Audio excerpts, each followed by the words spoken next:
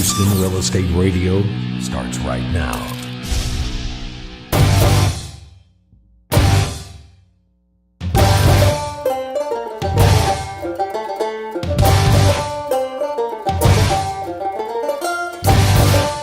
We're back with David Bush from Preservation Houston.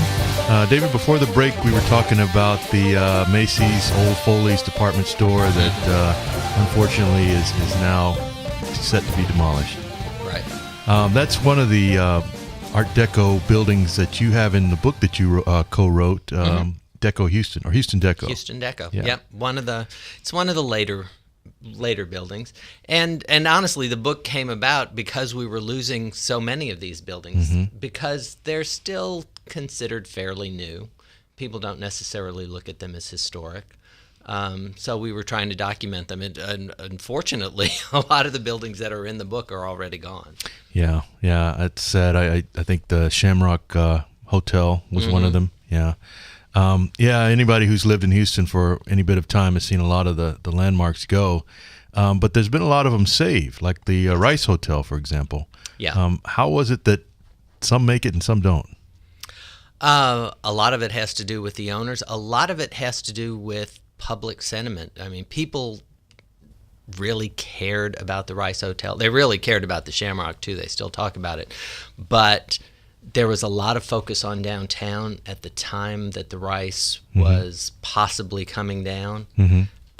So there was a lot of community effort. Preservation Houston put a lot of effort into that, into getting the tax credits that went into that project. Texas Historical Commission was involved. It was a wide range of people. And there are incentives for developers who want to save these buildings. Yes.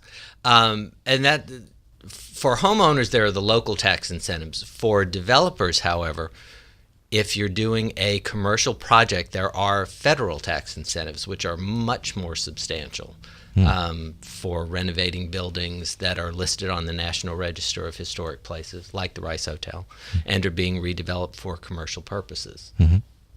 David, tell us about, on the website, it mentions the walking tours. Tell us about those. One of the ways we try to increase awareness of Houston's history, because a lot of people say, oh, there's nothing historic here, is every month we give a walking tour of a different historic neighborhood or historic landmark, usually the second Sunday of the month. And quarterly we give tours of historic Glenwood Cemetery, which are really popular. But they're a way to just increase awareness that there is history here. So each month is different? Each month it's different.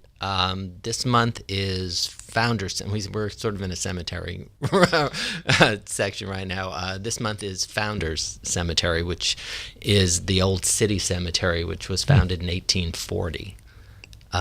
Where is that? On West Dallas.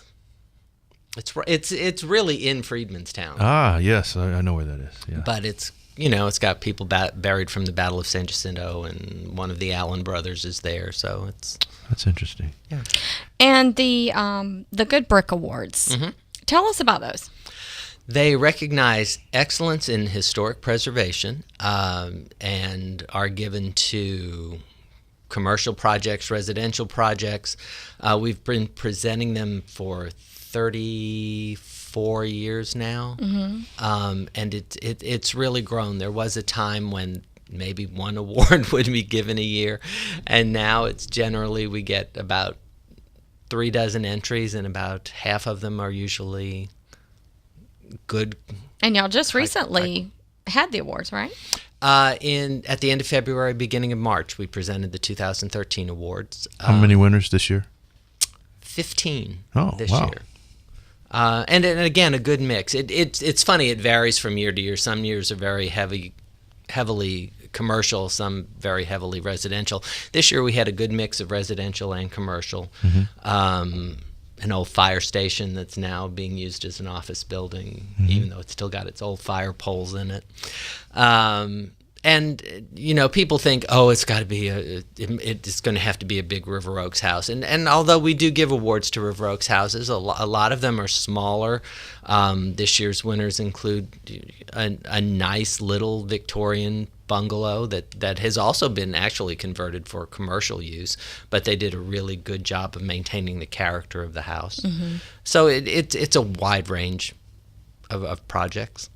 How do the projects get nominated? The property owner nominates them. Mm-hmm. Okay. We put out word usually toward the end of summer. And there's a lengthy form. selection process, and not that lengthy, but we well, you inspect the properties, I'm sure, and we have a jury. Okay. Very good. The staff gets out of it, and Got it. It's all the jury. Got it. No politics. No, it's all Good. theirs. Good. And are all of the award winners on your website? The list of them are yes. Okay, so that's at preservationhouston.org. Mm-hmm. In fact, the list of all of them back till 1979 are on there. Oh, wow. Okay. All right. And any properties on the endangered list right now that we could talk about? Anything in particular? Everyone's talking about the Astrodome. That's the main. What are your feelings on that? Right. It's the building that put Houston on the map, really. People know Houston for the Astrodome. They still know Houston for the Astrodome. Mm-hmm. It's a big open space. Seems like it should be a fairly easy adaptation. You ought to be able to use it for something. Right. It's not like a lot of the historic buildings that have columns in the wrong place or a bunch of, load-bearing walls. It's a big open space. It was built to be flexible, so that it's got that going for it. Well, is it the costs involved in the renovation that's scaring people away, or is it that no one's gotten together in a consensus about what to do with it, or what do you think it is? It's a combination of things. It's going to have to be probably a public-private partnership, and it's going to take some imagination. Correct. Yeah, I know they're talking about turning it into convention space or hotel space, multi-use space. I mean, there's a lot of things you can do there. It's a big empty space inside. There seems to be, it seems like there should be something. What I wonder is if at some point it's going to be, oh, why didn't we just think of that? That it was fairly obvious all along. But, we've heard some good ideas. There was talk at one time of putting a sports health and training facility in there. So you still had the original use, but you also tied it to the medical center. So there are ideas out there. They're all pretty costly, I'm sure, to do the renovations, and it's not even paid for to begin with. We still owe money on the dome, which seems, Is that City of Houston paying for that? No, that's Harris County. Yeah. It's a Harris County facility. But it's costing us millions just to have it sitting there as well. Really something should be done at some point soon, I would hope. To bring in some income, at the very least. Yeah. Well, David, thank you so much. How can someone get in touch with your group if they wanted to arrange for, schedule themselves for one of the walking tours, or if they wanted to get involved or see if their house was had some historic value? Yeah.